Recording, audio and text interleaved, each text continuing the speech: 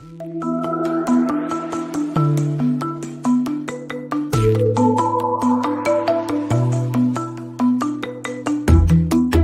Aaron David Miller, and this is Carnegie Connects.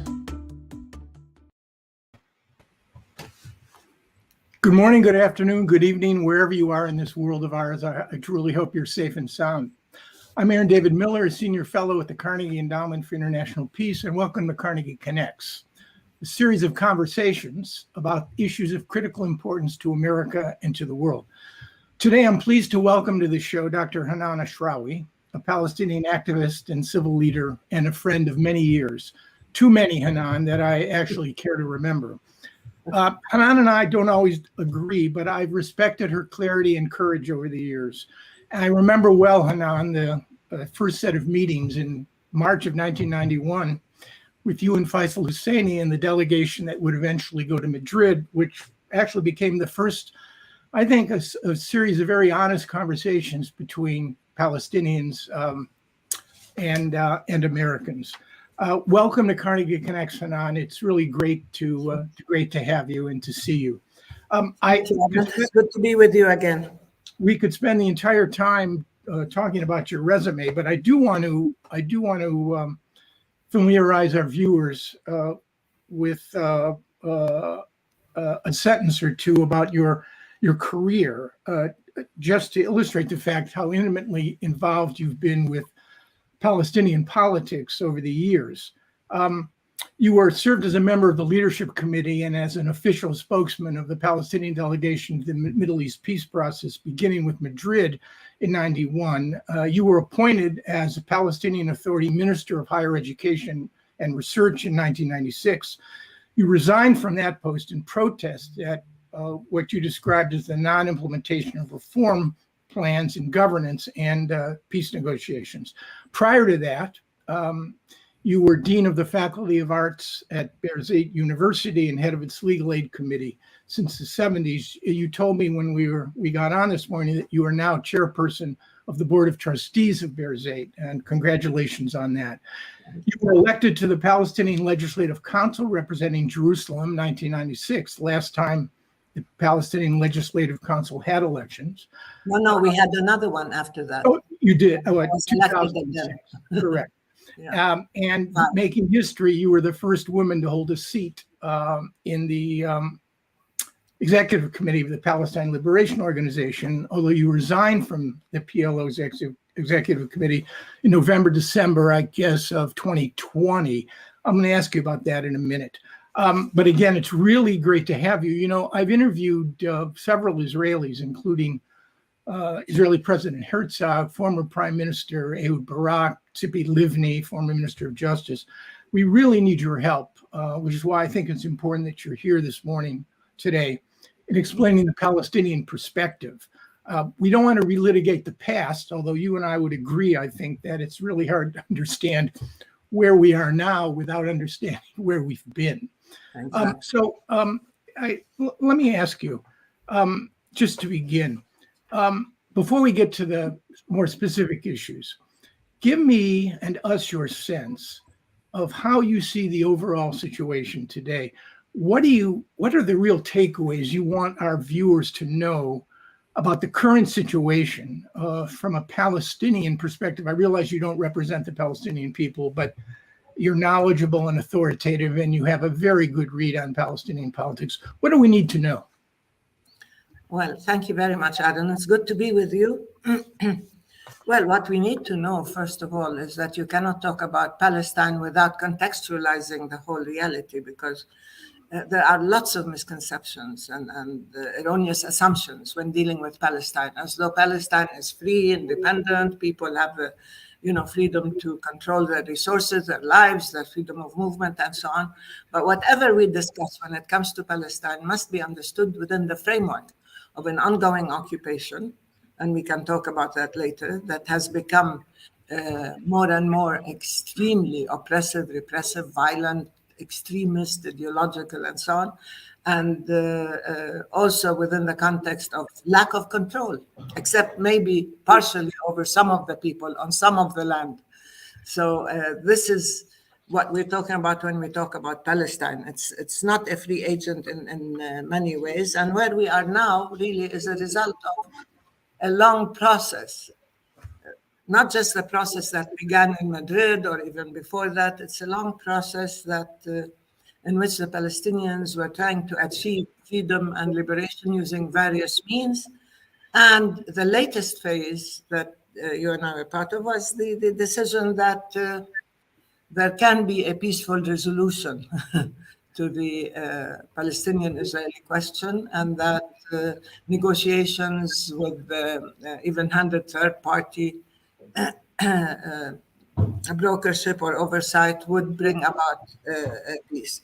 And that did not happen, of course. Now, I think we are at the end of an era. I think now, both in Palestine and in Israel, we are undergoing a situation of serious transition.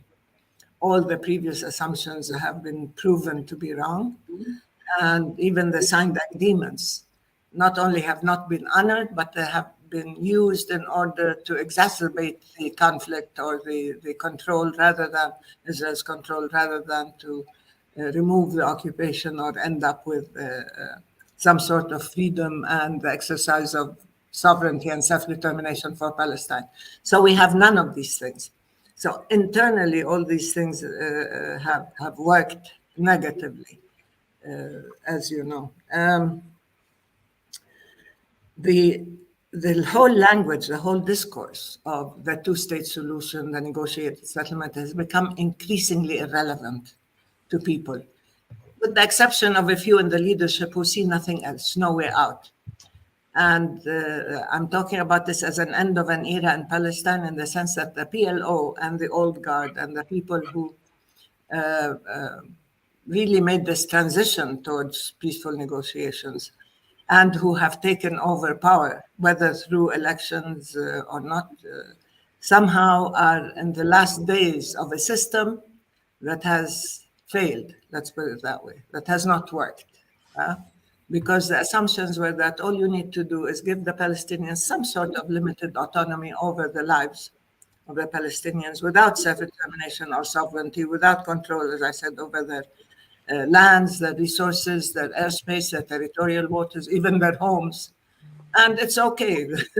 Then you can assume that they can take free and independent decisions, not tainted by this very cruel and pervasive intrusion in our lives. So that's one. I mean, we certainly are not free agents. So the language of a negotiated settlement has now become not just irrelevant, but in the public mind, negative. That you've tried this and it failed. The PLO agenda as a whole, since 1988 and even before that, 1974, has not succeeded. And so it has also undermined the PLO. And the signed agreements, I don't want to go into all the details of the DOP and everything, had very serious built-in flaws and was really a document that maintained Israel's control and allowed it to act with full impunity, maintained its impunity, and at the same time maintained Palestinian vulnerability. And that continued the lethal process of lack of accountability for Israel, lack of protection for Palestine, and you move on. So when you don't talk now about the whole prevalent discourse of the PLO since 88, we're now in a period of flux. The old guard is no longer able to deliver. The political systems that were created by the agreements, what is known as the Oslo process, but maybe we can call it the Madrid to Oslo, whatever, the DOP, are no longer valid. It didn't bring the Palestinians any closer to any kind of peace or liberation. And the rise of Hamas, the ongoing situation of rift, the weakening of the different political factions that make up the PLO, the political divisions, and so on. And the fact that we've had no elections for quite some time now has also... Right. I want to get to that issue of elections, because I think if there is a catalyst for change, I think obviously elections and focusing on the domestic Palestinian house is critical. But before we move on, you know, at 74 years old, I'm increasingly persuaded that it's really hard to see around corners. Things have happened in my lifetime that I never believed possible. I never believed that apartheid in South Africa would come to an end. I never believed that Vladimir Putin would invade Ukraine. I'm not sure I thought that the response to that invasion would have been as comprehensive as it's been. Things occur in life, and it's really hard to predict. So, if in fact we are at the end of an era, and I take your points, what is the next era upon us? What are the organizing factors do you think that will shape the next period ahead? I mean, we've more or less lived our professional lives based on two assumptions.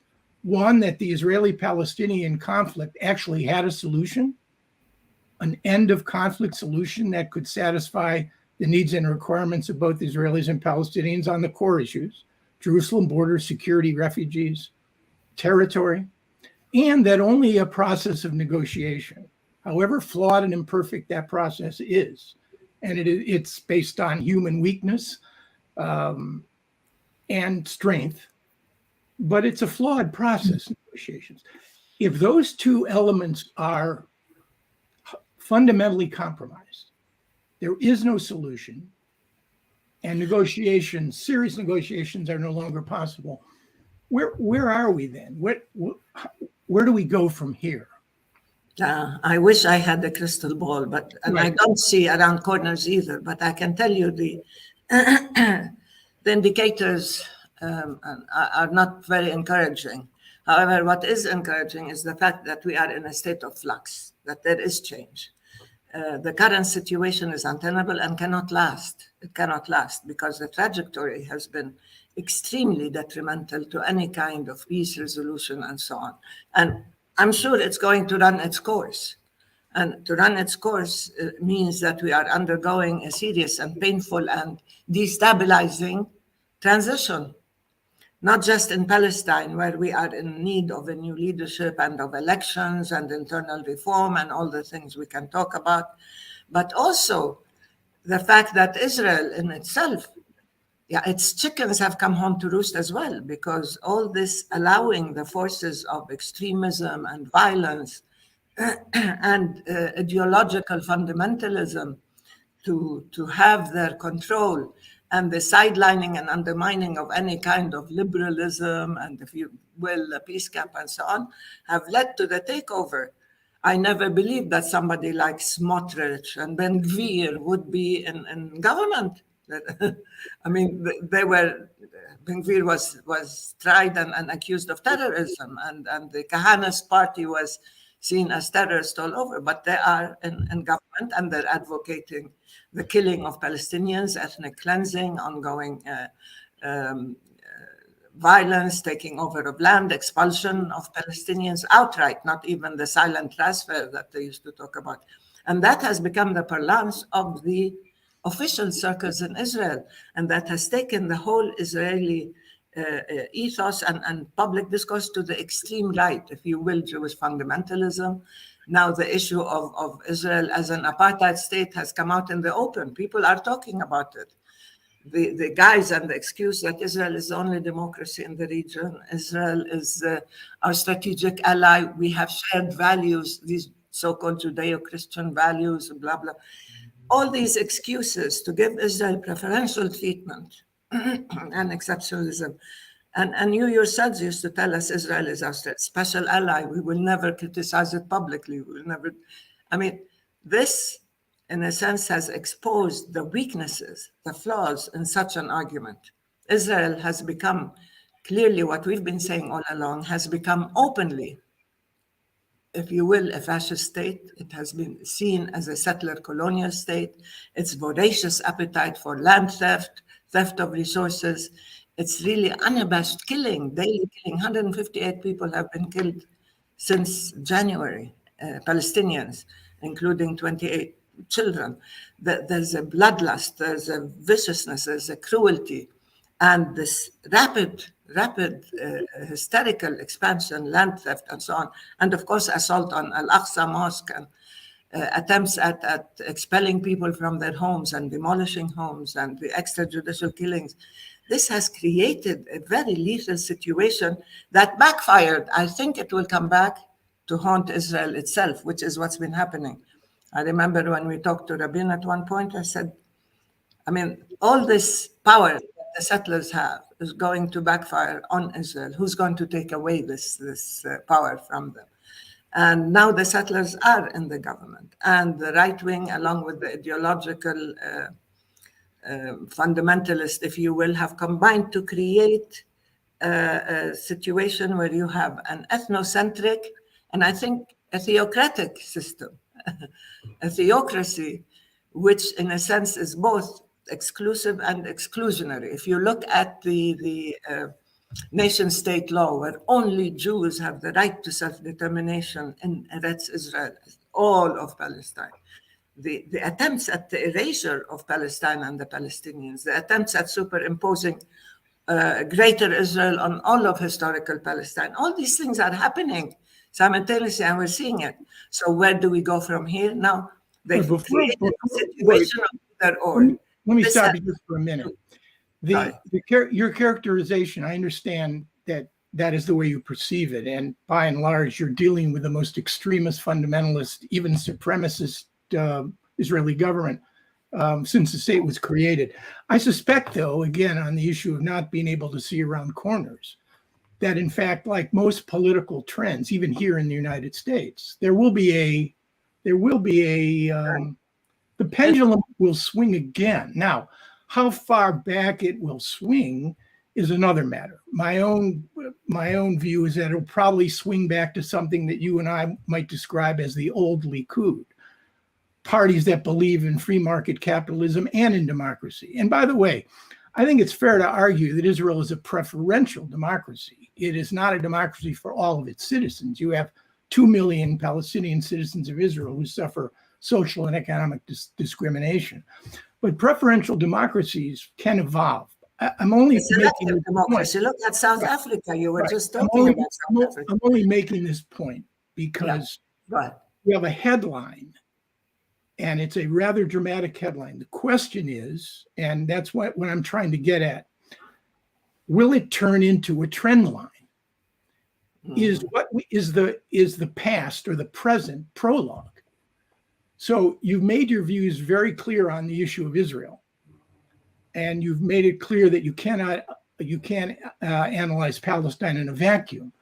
But the other components of the headlines and the trend lines, what do they look like to you? Let's start with, and I want to take advantage of the fact that we have one of the most articulate and authoritative spokeswomen in the Palestinian national movement and Palestinian politics here.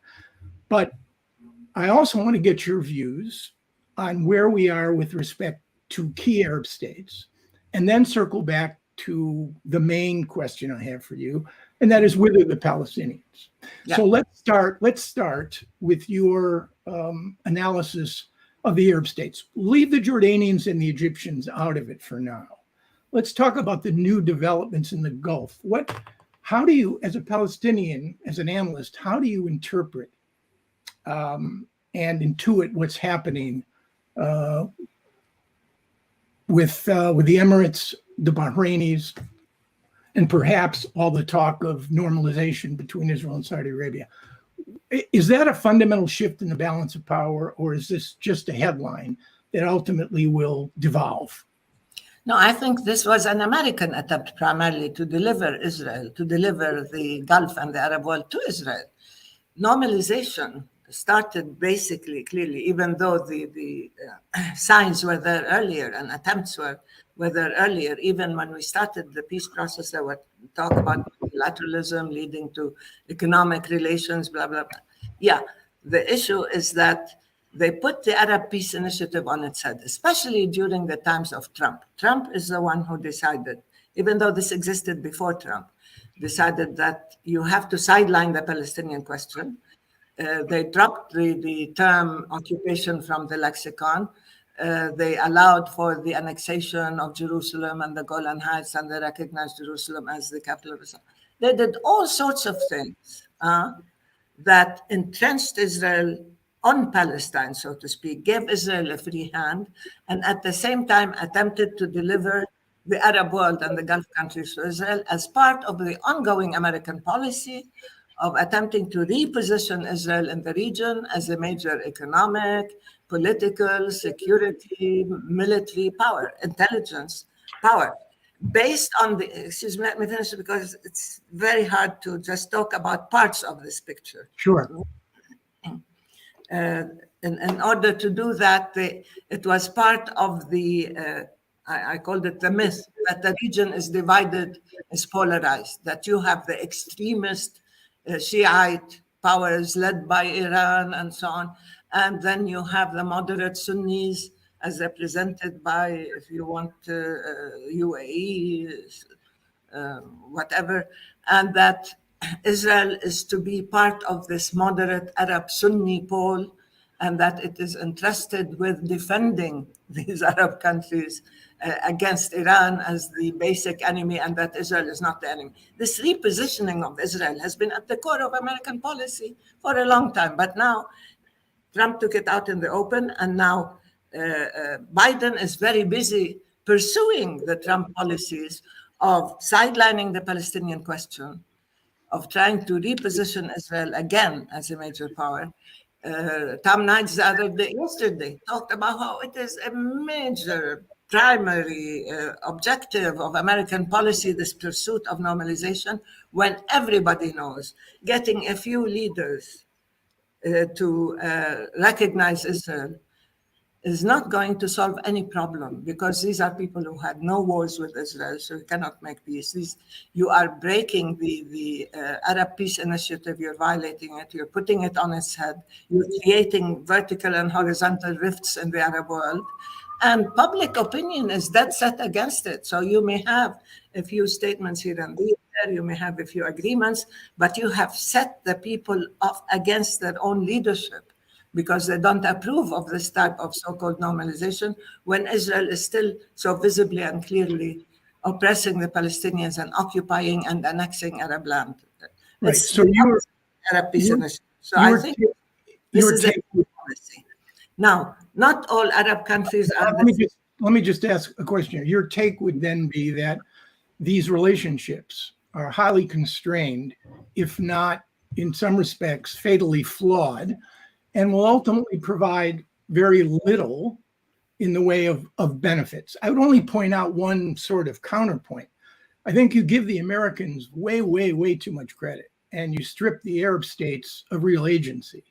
I mean, the reality is that the Trump administration jumped on a bus that had already left the station. It was Gulf state concern about a rising Iran. It was growing frustration with the Israeli-Palestinian conflict. It was a desire to get things from the United States, to be sure. But what we see now, certainly in terms of Saudi Arabia, is a degree of agency, which frankly has little to do. In fact, what it has to do with is an American withdrawal, perception that the United States is withdrawing from the region, and the Saudis and others are recalibrating with China, with Russia. Right. Absolutely. So there's an I just want to make the point. There's an Arab state agency here that needs to be factored into the equation. This is not just a question of Washington willing it. Right? You're right. Right. Yeah, I was heading in that direction. Of course, there's agency. The UAE and Israel had secret talks. We said there was an affair. It just came out in the open. And they had agreements and so on. They were cooperating on other issues. But at the same time, it was a part of American policy to push for it. But now we are beginning to see, when I talked about the end of an era and a serious transition, this is happening in the Arab world and in the region as a whole, not in terms of the old Arab Spring, but in terms of alignments. The region itself is being realigned. The US has been talking about pivoting. Remember, it was, I think, during Obama days, and Hillary Clinton talked about we're pivoting to the East. We don't touch anything in the Middle East. And they've been trying very hard to drop the Palestine-Israel question, to drop the Middle East, and to say it's not just problematic and so on. But they created the conception of that they can take the Arab alliance for granted, that the Arab regimes, I don't want to say people, that you can do whatever you want. Your strategic alliance with Israel, the QME, the qualitative military edge for Israel, the strategic, all these things we can pursue and subject the interests of the region to Israeli priorities, that this can go on and nobody is going to sit up and take notice or protest. Right. Now people are, and they're beginning to see that there are fickle alliances, and they saw how the US did not always come to the rescue of its own allies, with the exception of Israel, frankly. So the pivot now is coming from within the region due to many different factors. Even the issue of Ukraine and Russia are now playing into the game. The fact that China is now on the rise, and that China is becoming a major player and a major economic factor in the region. The fact that Saudi Arabia does not see the road to American heart through Israel, the way it was sold to Sudan, for example, that they bribed it by saying, we'll take you off the terrorist list if you recognize Israel. This combination, I called it, of bribery and blackmail to get the Arabs to normalize with Israel. This worked for a while, but it's not going to work anymore because the configurations in the region are changing. Alliances are shifting. The assumption that Sunni and Shia divides and so on, and our major enemy is Iran, this is changing. And major superpowers, and the US has lost a lot of its clout with its allies, a lot of respect. It didn't have much, but among the Arab public as a whole, it is seen not only as a fickle ally, but it is seen in many ways as betraying its allies, or as acting with such blatant self-interest, whether it's in Saudi Arabia. Now even the UAE is beginning to shift course. One last question before we move on to the Palestinian scene. Arab regimes have been undermining Palestinian national interests for decades. Yeah. I mean, with the exception of Egypt, every state that shares contiguous borders with Israel has had a major bloody confrontation with the Palestinians or with the PLO. Lebanon, Syria, Jordan, of course. Yeah. Do you feel a sense of betrayal? That there is no longer an Arab consensus? Maybe it's the difference between what the publics feel and what the regimes feel. But is this a strategic shift in your view, a sort of de-emphasizing, deprioritizing of the Palestinian issue in pursuit of Arab state national interests? Is that what we're seeing here? And then let's move on to the Palestinian issue. No, as you rightfully said, Aaron, I mean, all Arab states or Arab regimes, let's say, have been acting on their own perception of self-interest, of what's good for them, whether as regimes or as states, for a long time. Even when they cooperated with the PLO and supported the PLO, many of them wanted to avoid any sort of internal destabilization within their own countries, you see? So we never expected the Arab states to act altruistically. But we know that the Arab people are very much committed to the Palestinian question. And if you have any kind of democracy on the rise in the Arab world, it certainly will express itself in a very active solidarity with the Palestinian people. Now, there is always and has always been a lip service with the Palestine question. Look at the statements of every Arab League statement, resolutions that were adopted, including the last one. The Palestinian question is our core issue. It is our major issue. But now there are people, even those who normalized with Israel, who are trying to sort of backtrack and to talk about the fact that no, they are committed to the Palestinian question, that the Palestinian freedom and statehood is paramount, and Palestinian sovereignty is crucial for stability in the region. So whether it's lip service or not, they're beginning to feel the heat You think so? Sell the Palestinians short or sell out and expect to maintain any kind of stability or cohesion within the Arab League. Now they all need the Arab League. Trump and his ilk, and now Biden are trying very hard to go through and to try to create this kind of normalization with select Arab states, and it's not working. They may try to bribe again, they may try to put pressure, they may try to threaten, but it's not going to work because people know what's happening on the ground. So you assume that alliance with the US, with Israel, will deliver the US. Now there are other alliances in the region, okay? Right.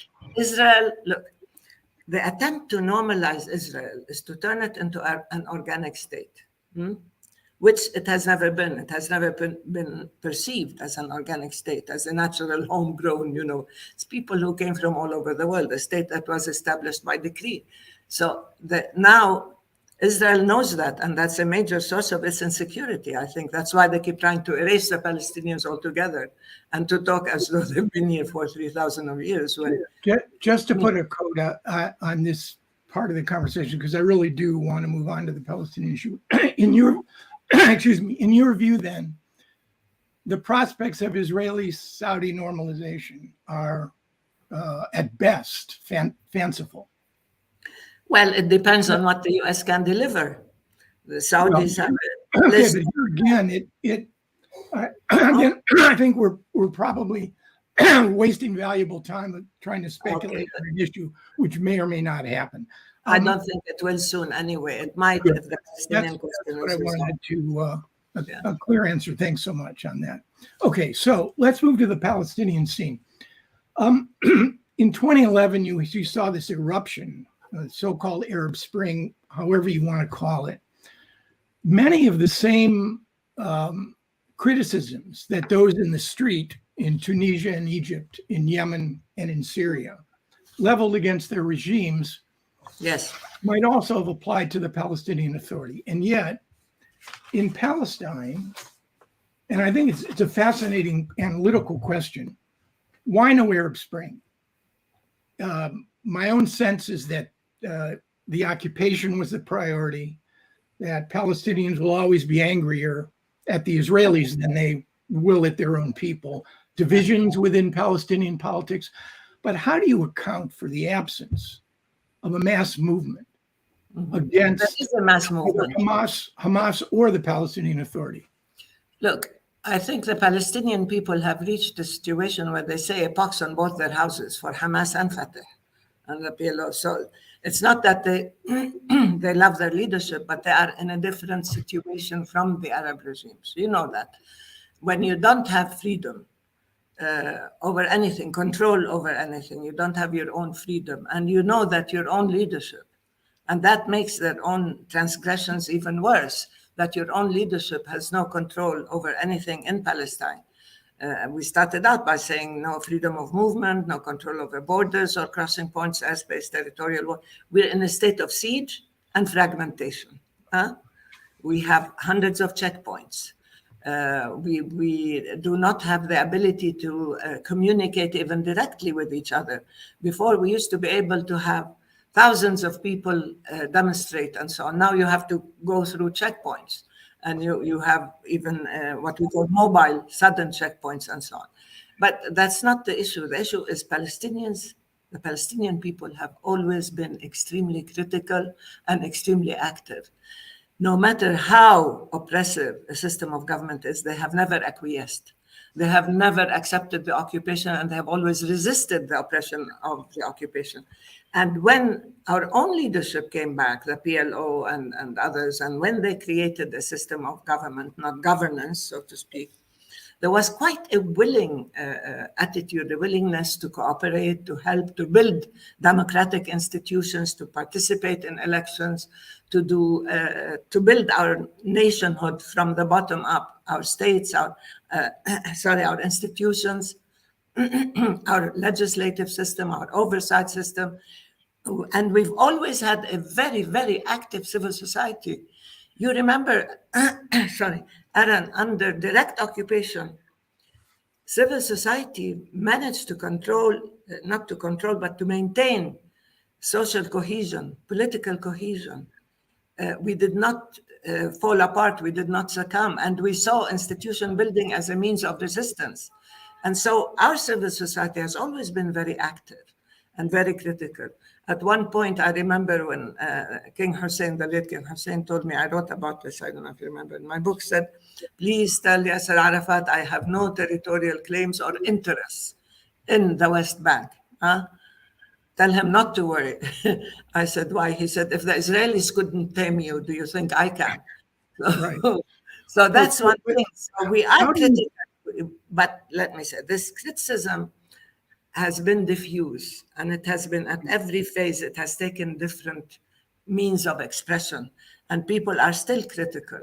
And now the weaker the authority is, whether it's the PA or the presidential system or the PLO, the more oppressive it has become.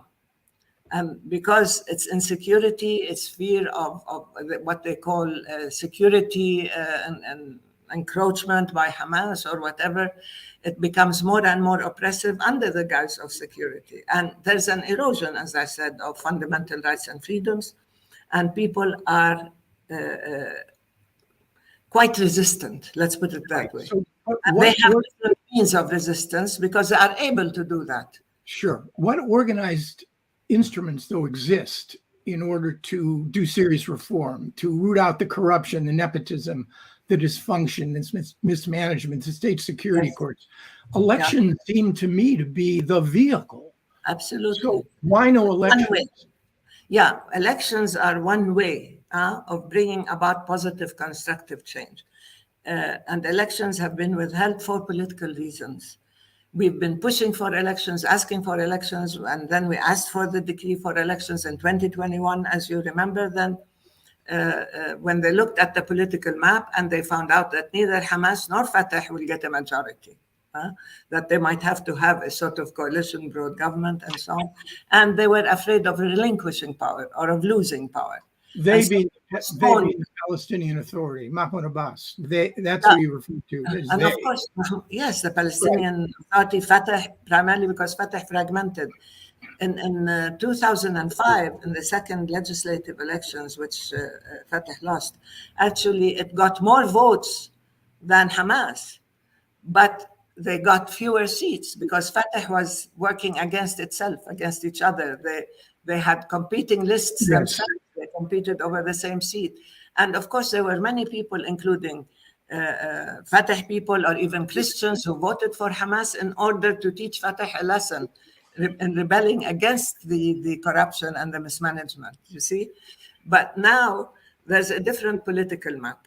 All the partners of the PLO have become very weak, and they have no standing and very few constituents, if you want. They don't have a popular base. There are we're in a period where you are seeing new ideas, new people, interesting thoughts coming out. And the old cliches, we need to talk, we need negotiations, the two states are no longer carrying weight. People do not believe them anymore.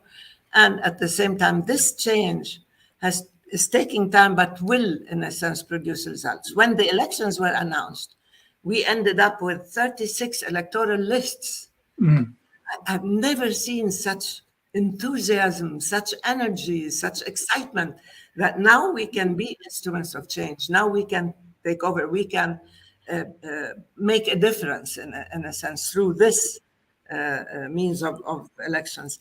And when the elections were postponed, i.e. cancelled, there was a tremendous sense of letdown. I remember the immense activity, all these, training and discussions and debates and preparing agendas and so on. And I worked with many women and young people who were running. And I personally was energized, even though in the backs of our minds, all of us knew that there is always a chance that these elections would be canceled. We knew that, but we worked that's because the holding on to power has become paramount to the political system.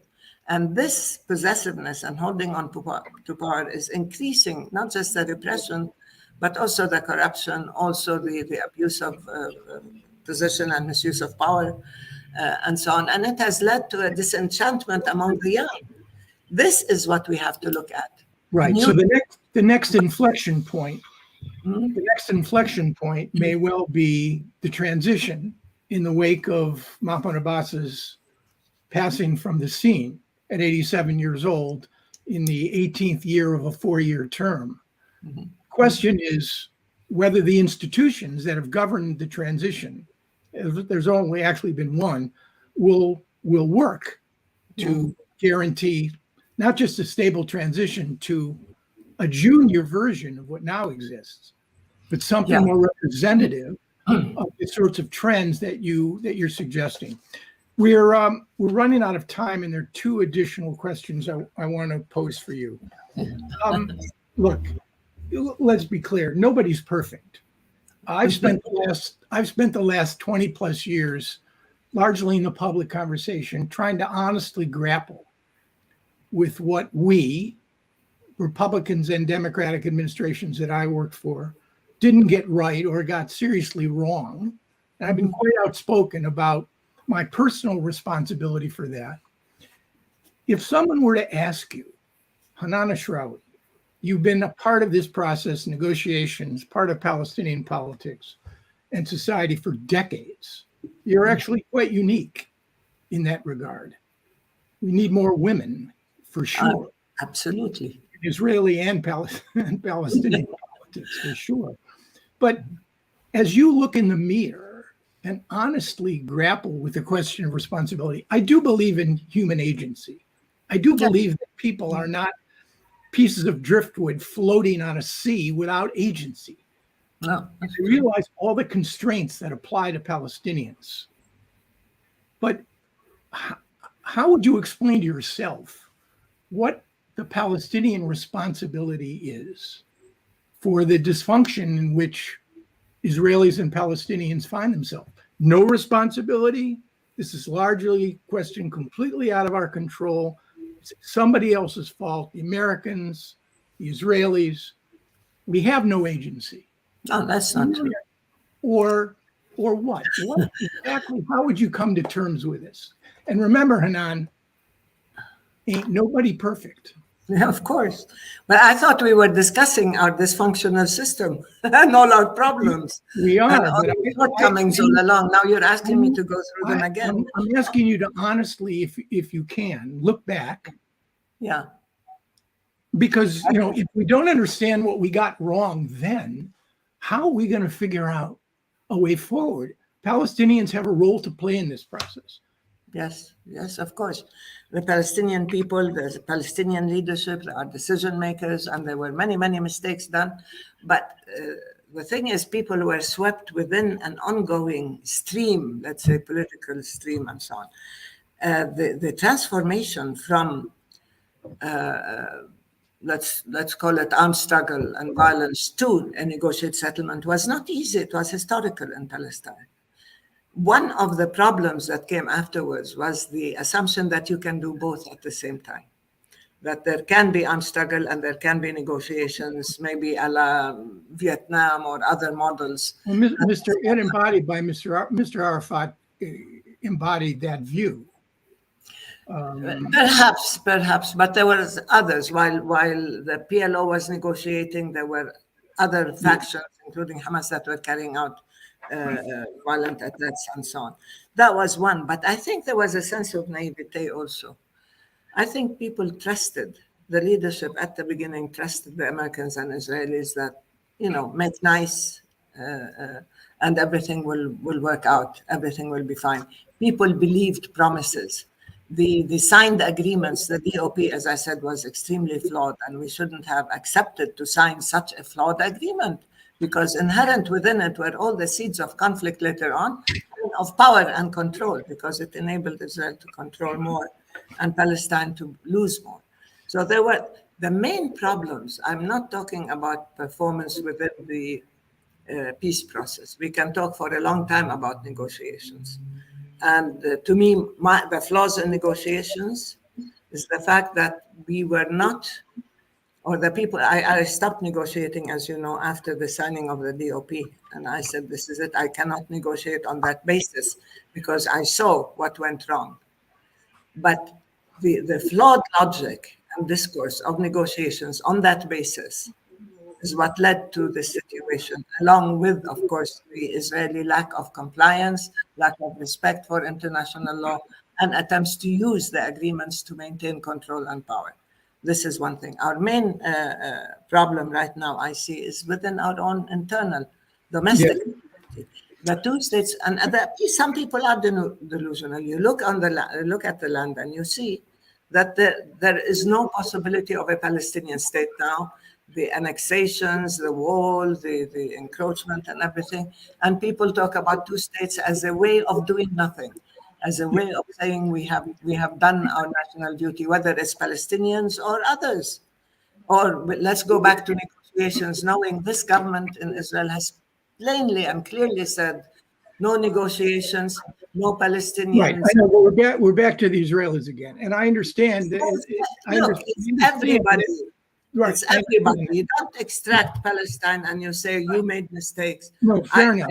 I would like not to have made mistakes, and I would like to have had, a crystal ball to have seen where things were heading. But the problem now is that everybody's mistakes. And I know that it's a favorite pastime. Many people keep saying, Palestinians have to engage in self-criticism and mea culpa and all that. Yeah, but who was controlling the scene? Who was taking decisions? So let's just not always demand of the victim of the Palestinians, the weaker party, to I understand. Carry out a process. You do have a leadership. With it. You have a leadership. It may no longer be either legitimate or representative. But to say that the Palestinian public has been ill-served by its leadership is fundamentally clear. A national movement that succeeds usually ends up with a monopoly, one gun, one negotiating position, one authority. Yeah. A coherent, integrated national movement with a strategy needs that kind of cohesion. Yeah. And that kind of cohesion, certainly after 2007, doesn't exist. But look, there was an internal rift, there were internals. No, this is the first time in which you had fights. You had really violent conflict between two major political parties. You had Hamas and Fatah fighting in Gaza. And the rift has continued, and this rift has led to further debilitation and weakening of the Palestinian cause and people as a whole. So no, we do have many problems there. And I agree. I'm not saying that the situation is the Palestinian you've stood in the forefront. You've stood in the forefront of speaking your mind publicly. The first woman to be appointed to the executive committee, the first woman to resign from the executive committee.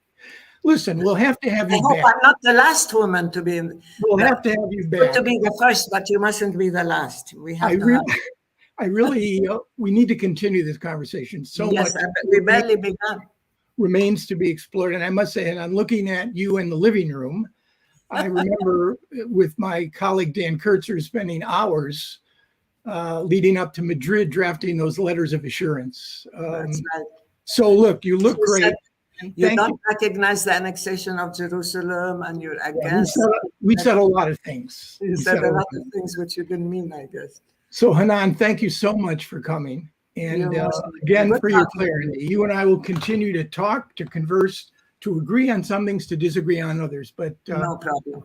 I hope our listeners and viewers have learned something from today's conversation. Take care, be well, and all the best to your family. Thank you, Adam. The same to you, Sydney. And